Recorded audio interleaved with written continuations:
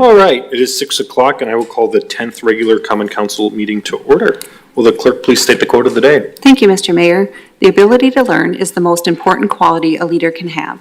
Thank you. Will the clerk please call the roll? Alderperson Ackley? Here. Alderperson Decker? Here. Alderperson Feldy? Here. Alderperson Filicki-Pineski? Here. Alderperson Heidemann? Here. Alderperson Mitchell? Excused? Alderperson Perella? Excused? Alderperson Salazar? Here. Alderperson Rust? Here. Alderperson Ramey? Here. There are 8 present. Thank you. If you're able, will you please stand for the Pledge of Allegiance?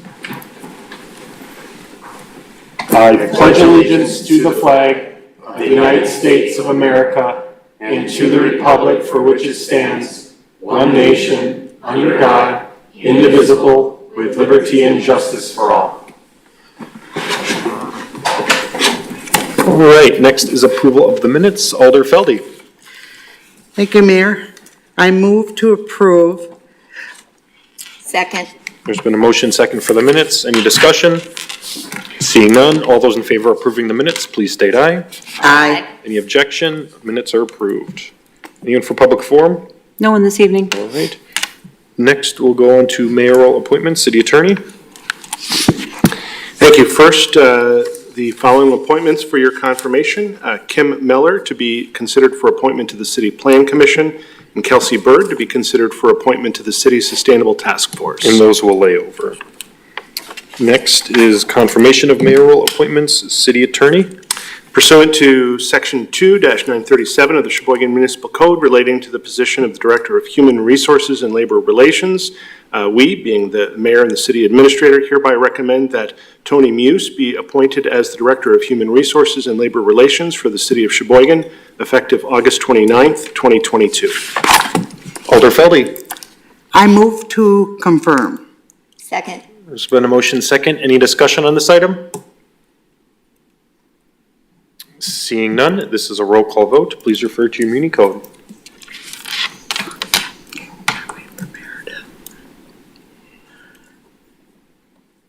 Alderperson Heidemann? Aye. Rust? Aye. Feldy? Aye. Thank you.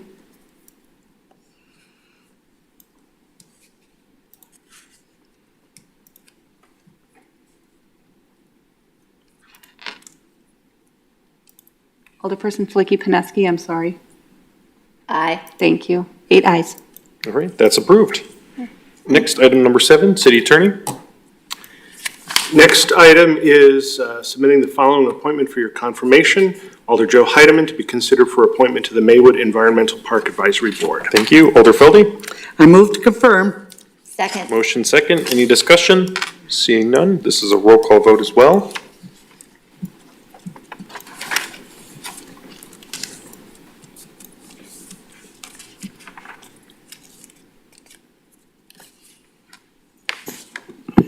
Heidemann? Alderperson Rust? Aye. Alderperson Feldy? Aye.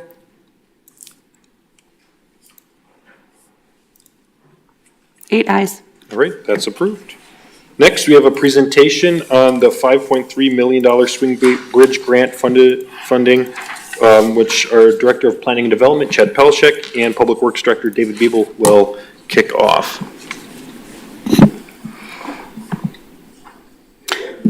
Thank you. Okay, so hang tight. Yeah, but I don't know.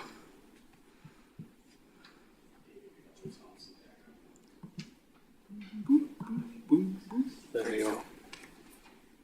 Thank you. So today Dave and I are going to take team a presentation about this Sheboygan River pedestrian swing bridge that broke the news late last week about the city receiving a grant for $5.3 million. So we'll get into a little bit more details on the project, but in a high level, we're going to run through a couple slides. This was originally proposed back, I think, in 2007. It's been in a number of years of planning documents, and then kind of shelved, if you will, because there wasn't a lot of funding opportunities available until some recent Biden infrastructure grant funding. So the location for this bridge would be connecting the South Pier to the Riverfront District. So this would be connected in near the Parker Johns. on the end of Virginia Avenue, where Virginia Avenue terminates into the Sheboygan River and then goes across to the South Pier District, which was originally planned to have a bridge when that was designed back in the early 2000 era. So the infrastructure and the kind of promenade and stuff at the South Pier District is already in place. So this has been a part of the city's planning efforts for a number of years. The image on the left shows the South Pier Design Guidelines plan from 2003 that had a proposed connector across the river at that location. And then the Harbor Center Master Plan Phase 3, which was adopted in 2007, also showed that as well, connecting the two sides of the river. So just to step back and give you a little bit of flavor for what was down there. Some of you may recall this and seen this in the past, but these are old historic photographs of South Pier before it was South Pier and when it was coal yards and crude oil tanks and all of that kind of stuff. So this is a picture from about probably 1960s or so, before it was developed. This is a more recent one. But you can see that it had its industrial use for a long time, and the city saw a vision and moved forward. This is recently, and then as early as a couple of years ago with the housing development. So the location that's proposed is the narrowest part of the river, kind of in the middle of this image. So this is showing what that promenade on South Pier at the top image looks like, where the bridge would go, and then the image on this bottom kind of shows the from the river, the area where it would connect on both sides. So why this location? This is the narrowest part of the river at 150 feet. As I stated prior, the improvements to South Pier have been planned for this addition. It's been talked about extensively over the years. There just wasn't a funding source to fund it. There's navigation channel limitations as being a U.S. Army Corps of Engineers federal navigation channel that restricts some of the opportunities that might be out there to connect the two sides of the river, the clearance envelope, and then this has some access points to the A Street Bridge for operation. So this is just an image showing the bridge. This isn't the final design. This is a concept plan, but the process will ultimately come out with some kind of final design. It's been 12 years since this was originally proposed, so there's probably some new innovations and technologies that can come into place. But the bridge will primarily stay open on most of the time it'll be open for boat traffic, because that's one of the hindrances that the charter fishermen have shown over the years, is that they don't want to wait for the bridge to open. So the bridge would just have scheduled times to close, 15 minutes on the hour, or different dedicated timeframes. But on a given day, it would be open more than it would be closed. It would be just the opposite of what you think a bridge would function. Most people would think the bridge would be closed and then open for boat traffic. But the boat traffic is is pretty aggressive and needs to be kept that way, especially with the federal navigation channel. So this is just another image showing what that bridge would look like in the open position, and the connection. So I just want to, those of you that have been involved, we've worked on different connection issues through a number of planning efforts with the Harbor Center Business Improvement District, and that's where the Route 42, the trolley for the Shoreland Metro came into place to try to connect the two sides of the river, but we still hear over and over connection issues of people having to go through the A Street Rotary, the busiest rotary intersection in the city, to get up to the downtown from the South Pier. So with the huge investment on the South Pier, it makes sense to try to connect these two sides of the river, and especially with the amount of people that are coming in on a yearly basis to the tune of 70 to 80,000 people through the resort that are on South Pier. So David's going to talk a little bit about the grant and some of the requirements and why this project was chosen and where we go from here. Thanks, Chad. That was a nice recap of kind of the history of South Pier and in how we arrived at this. And it's pretty interesting if you look at some of those old photos back from the 60s and 70s in terms of what that land was and its use and what it is today. It's pretty transforming. So let's talk about the grant in and of itself. It's very specific, and that's why this project was chosen, is because there's specific criteria. We hear, well, let's put the money towards roads. Well, that's not an eligibility criteria of the grant. So when you go for federal grants, you look at the criteria in and of itself, and then you look for projects such as this opportunity for the bridge. And that's partly why the bridge hasn't been proposed or built, is because when we look at our capital improvements, there's other priorities in terms of our existing infrastructure and needs that take precedent over it. But when we have an opportunity for a grant to get federal funding that's going to pay for a large portion of the project, now the project becomes feasible. So, like I said, the grant is very detailed. And now that we've been awarded the grant, it means it's going to start a process. And the process is going to take several years. There's, again, it's a concept at this point. So we actually need to then work with the grant in the DOT to actually bring on a designer, look at the design, what makes the most sense. Is a swing bridge the best option? Is a lift bridge in this location? Is there an opportunity to shift it slightly to get it a little bit higher even, so that boats may be able to transport underneath it without needing to be raised as much? So there's opportunities to have that type of discussion. There's going to be a lot of public input through this process. And so again, that's just the beginning of the design. So as Chad mentioned, it came eligible through the Biden infrastructure process. So what were some of the requirements? Safety is a huge component of the grant eligibility, and we talk about pedestrians and bicyclists that primarily are going to be using this facility. Right now, they're all being sent to the roundabout intersection at 8th and Indiana, as well as the A Street Bridge. The A Street Bridge has over 12,000 vehicles a day, as well as the intersection. So it's very congested and very difficult to navigate if you're a pedestrian or if you're on a bicycle. Again, environmental sustainability. Environmental and sustainability is a big focus of the new infrastructure bill. Reducing greenhouse gases. So how can we do that? Well, that's one way, is by reducing trips. If you're on South Pier or if you're on the riverfront and you want to go to the other side today, it's either a well over a mile walk and about almost 20-minute walk, or you hop in your car and you take the drive around. So again, we are in a non-attainment zone. What does that mean? Our air quality in Sheboygan County is not meeting the federal air quality standards. So being in a non-attainment zone put us in a higher score for this project, because we're going to reduce emissions. Quality of life. Again, helping with the quality of life is promoting walkability and pedestrian bicycle-friendly options. It increases your walking score. Again, reducing the emissions. Promoting energy efficiency.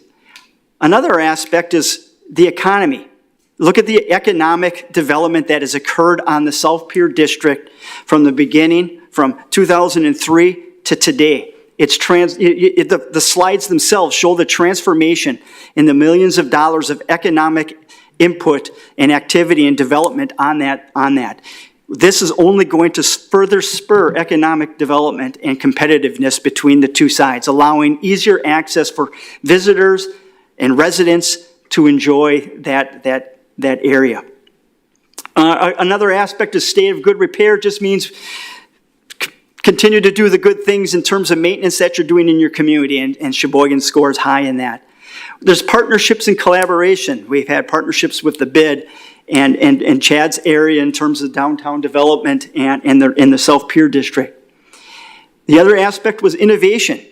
A swing bridge for pedestrian. There's very few in the country that actually have movable pedestrian-only spans. Most of them are for traffic or for roads, and so the feds that were scoring this felt, hey, this is innovative. This is good. This is an area where we want to prove that the taxpayer dollars in infrastructure are going to be used wisely, and this is an opportunity to demonstrate that type of innovation. They looked at the cost benefit. The total cost benefit was positive on this, looking at around $40 million of economic development over the lifespan. And it serves a specific population. Sheboygan is an area, in the downtown area, does have its challenges with the underserved in the area. Yes, we have many new apartments, but yet a lot of those areas surrounding those are in need. And the census tracts within those areas qualified as well. So you put this all together, and the project scored very high. So it was a nationwide competitive grant. We're actually funded in, this is unique, is we're considered a rural recipient, even though we're an urbanized area, but our area is urbanized under 200,000. So our urbanized area is between 50 and 200,000, so that qualifies us as a rural urbanized area. Some of the other projects that were funded, there were only 4 in the state. The other 3 were Potawatomi Community. There was a multimodal safety connected project, the city of Beloit. Also, again, pedestrian bicycle accommodations, and as well as the Oneida Nation Bus Garage. So we applied for a grant of 5.3, roughly almost 5.4 million, and our match will be at the end of all this will be right around 1.3. Now, there's all sorts of possible matches of this. It's not just necessarily going to be funded with city funds. This is a federal grant, so there's an opportunity to use state grants as a match in this. CMAQ, which is Congestion Mitigation Air Quality. It's a grant program that only a few counties in the entire state qualify because of our air quality. Sheboygan's one of them. And we just recently are using a CMAQ grant to upgrade our traffic signal modernization for better traffic flow to help reduce emissions as well. So there's an opportunity to use that. There's other grants with the DNR and other DOT. The CDBG, as well as, this is in a TID, and I believe TID 17. So we're going to continue to work on this. Again, this is very early. This is exciting news that we're a recipient of this award, and there's a lot of things that will be brought before this board and this Common Council as we progress along this path. But it's, again, a great step in the beginning of a long proposed project. So, as we get more information from the DOT, we will keep everyone informed. We will need to take a look at the grant requirements as well as some of the design team and having public engagement and how we will manage that as well. This is a DOT project, so we're familiar with doing many DOT projects, and they are lengthy in process, and that's a good thing because there's a lot of things we want to make sure we have good community input. So, again, some renderings. There's a model down on the first floor as you come into City Hall as well. And I guess Chad and I are here to answer any questions if you have any this evening. All right, thank you, Director Biebel and Director Pelishek. Director Biebel gets extra points today for an appropriate tie for this discussion, so there's bridges on it if you saw that. But anyone on the council have any questions for David or Chad? Dean? I just had one quick question. So, like, that would be open most of the time, or be open most of the time for boat traffic. Now, what about, would this be utilized in the wintertime also with this design? Yes. So it'd be closed in the wintertime? Well, the channel has to, as long as there's ice, open water. Okay. The bridge is operational. So it would probably remain open. And there'll be specific times. So again, a lot of this will be public engagement and learning with the boating community as well as the public. So there may be times in the evening where the boating is not so heavy. It could remain closed more often than open. Or likewise, if we do, the bridge is planned to be operated from the A Street Bridge House. And there'll be camera systems, there'll be communication from the bridge tender house to operate the bridge and have communication with intercoms and so forth as well from that. That's the plan. again, there's opportunities where, the charter boats go out at a certain time, and after that, then there's not a lot of boating. It could remain closed and a little bit more open for pedestrians. So there'll be opportunities to work with that throughout the process. But it's not going to be closed all the time and wait for a boat, because that section of the river is much more boat traffic, in other words. Alder Ramey. Is there a deadline to have it done by? Does the grant expire? Again, we haven't received the contract yet, so we're waiting on it. Typically, there's a 3 to 4 year window for planning, design, and construction. Alder Flicky-Pineski. Thank you. Was this application the same application that was put in when, 2007? Is that when it was, or is this a new application? This is a new application, but it took much of the original data from the original proposal from 2007 and then used economic figures to update the numbers in terms of looking at cost, CPI indexes, gross domestic product to get today's dollar figure for what it was originally proposed to be built back in '07. Did we have support from the SCEDC? For this application? Yes. We did, well, they supported after the fact, now that it got funded. We didn't have any need for letters of support from partners for the grant application. That was my question. Thank you. Additional questions from alders? All right, seeing none. Thank you, gentlemen.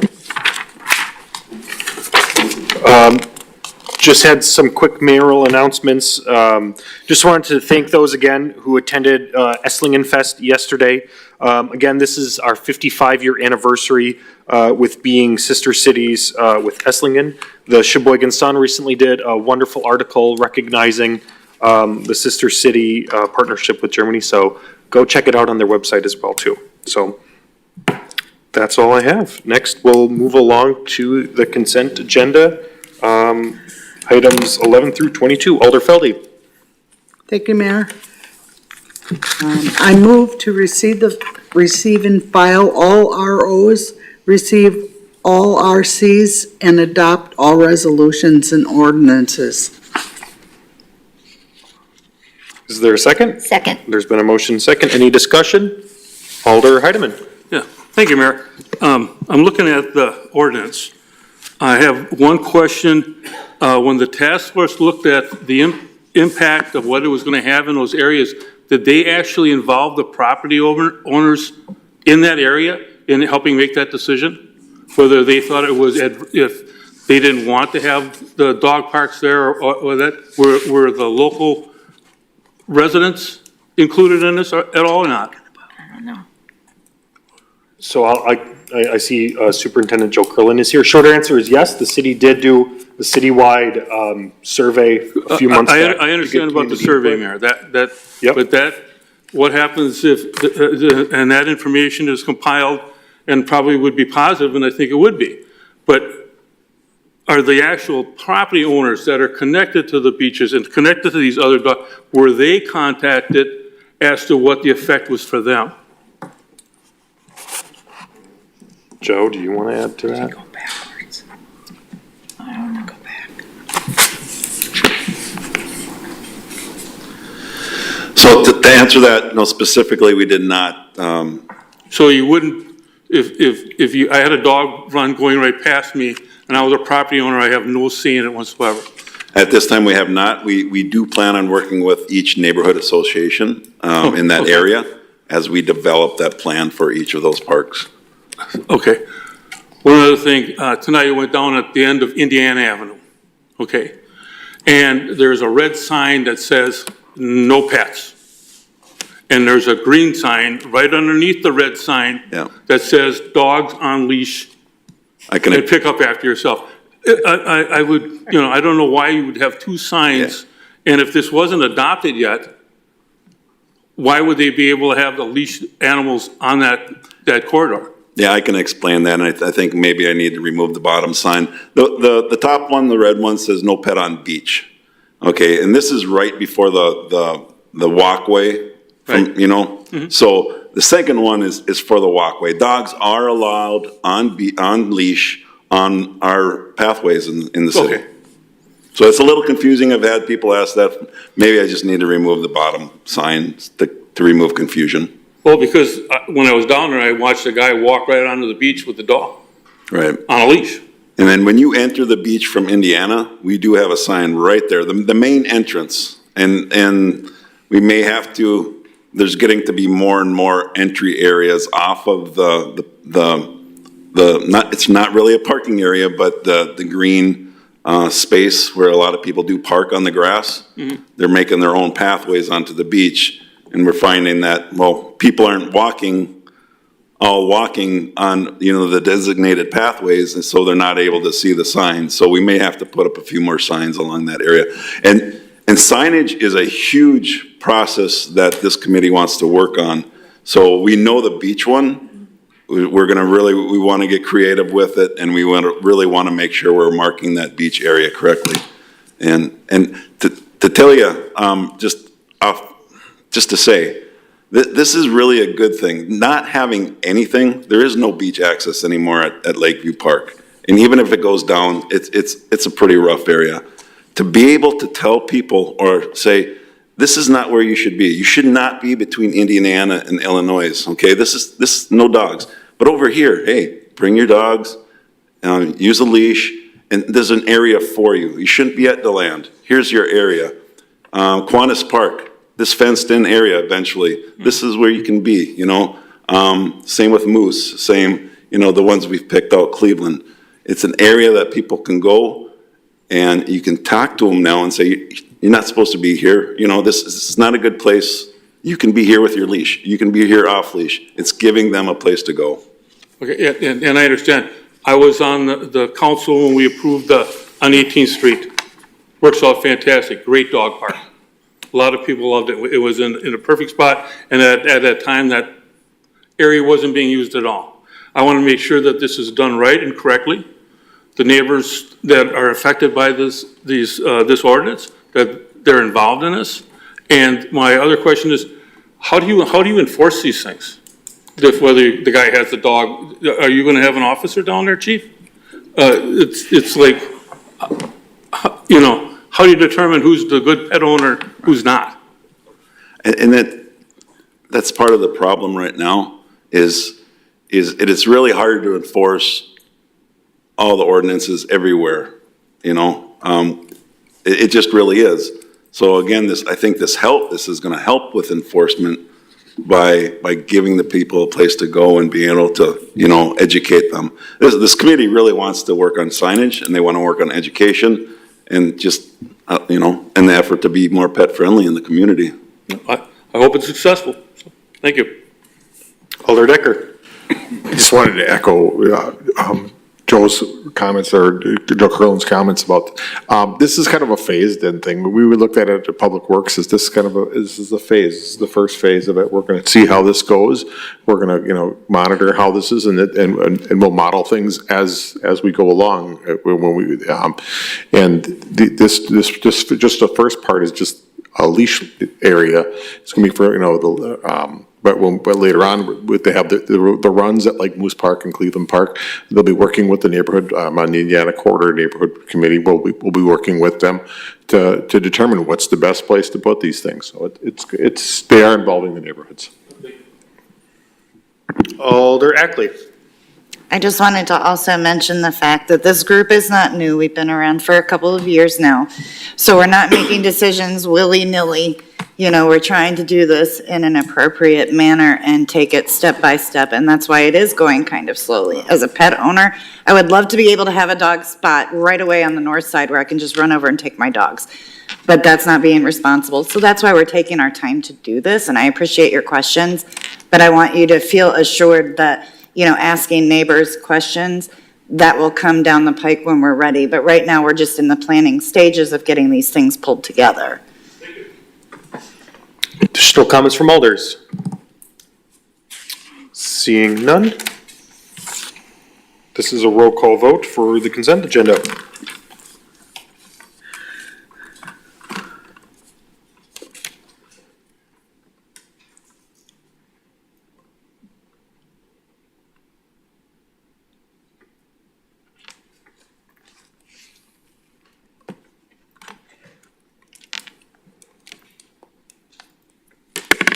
Alder Felding?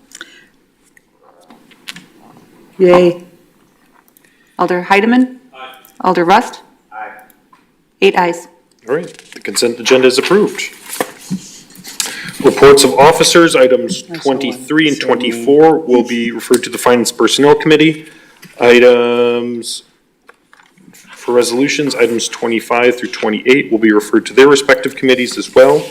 Next, we have reports of committee, item number 29, RC number 732223 by the Public Works Committee, to whom was referred direct referral resolution number 512223 by Alderpersons Decker, Perella, authorizing the appropriate city officials to enter into a contract with the Smith Group for the study and design of the Harbor Center Marina upgrades in a two-phased approach, wherein phase one includes analyzing existing conditions and phase two includes designing a new dock system and breakwater/harbor improvements as identified in the scope of services provided August 2nd, 2022. Alder Decker. Thank you, Mayor. I make a motion to approve or to adopt the resolution. Is there a second? Second. Motion second. Any discussion on this item? Alder Flicky-Paneski. Thank you. Do we know how much this study is going to cost? And if it's in two phases, are we fronting the cost for the whole phase all at once? Director Biebel, you want to take that? Yeah, the first two phases go hand in hand. So, I mean, the total cost of the study is roughly around $79,000.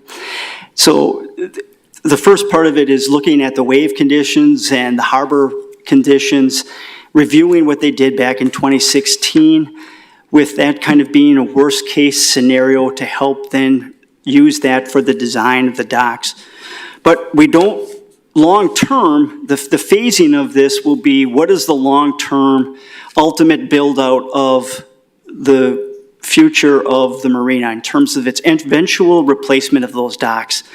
Right now, we lost the G dock, which is some of our larger vessel docks, so it's not available this year. And it's one of our highest earning revenue dock systems as well. But it's also right at one of the beginning of the mouth of the marina, which takes a lot of the brunt of the wave action and wave flow, as well as ice flow during the winter. The group will look at that, analyze it, and design and look at ultimately new dock systems for the future. Now, ultimately, with the work that is being done on South Pier, the federal breakwater, they've done significant upgrades, as well as it's not completed yet. So what we're looking at is once that is done, that reconstructed or enhanced South breakwater, the goal here is to see if that is going to enhance, also help reduce the action that is affecting the marina. Therefore, that in the future, once that's done and studied as part of the phasing, well, maybe we're hoping is that it should help also reduce the resiliency and the robustness that may need to be in the existing marina that's today. That's why we're having so much damage, and we're at the point of the end of its life of 30 years. So these first two phases, that's all we're authorizing is the $79,000, and the majority of it is in the design and upgrade of the dock system. There's several dock vendors that have to be analyzed and vetted throughout this process, and that's the majority of the cost of the first two phases. Thank you. Additional questions on this item? Seeing none, this is a roll call vote.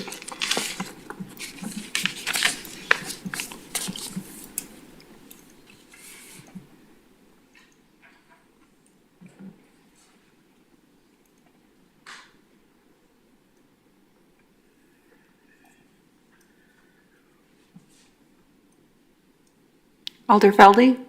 Aye. Alder Heidemann? Aye. Alder Rust? 8 ayes. All right, that item is approved. Next, other matters authorized by law, city attorney. There is one RO by the city clerk submitting a license application. And that will be referred to the Licensing Hearing and Public Safety Committee. Next is a contemplated closed session. Alder Felding? Thank you, Mayor. I move to convene in closed session pursuant to state mandate 19.851G for conferring with legal counsel for the city who is rendering oral advice regarding strategy to be adopted by the body with respect to litigation in which it is or is likely to be involved, to wit, Abigail H. Hernandez versus City of Sheboygan, Police Department, ERD case number CR 202101990, EEOC case number 26G 2022000011C. Is there a second? Second. Motion and second. This is a roll call vote to go into closed session. Alder Felde? Aye. Alder Heidemann? Alder Rust? There are 8 ayes. All right, that is approved. This closed session will be only for elected officials as well as Chief Domagowski and Administrator Wolf. And we'll convene in 3:05.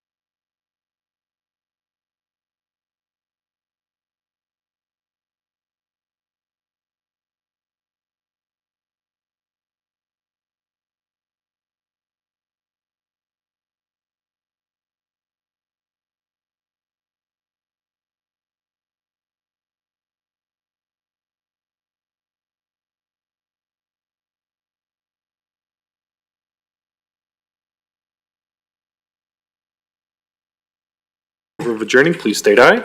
Aye. Any objection? We are adjourned at 6:53. Thanks, everyone. Not bad for having another meeting on the side.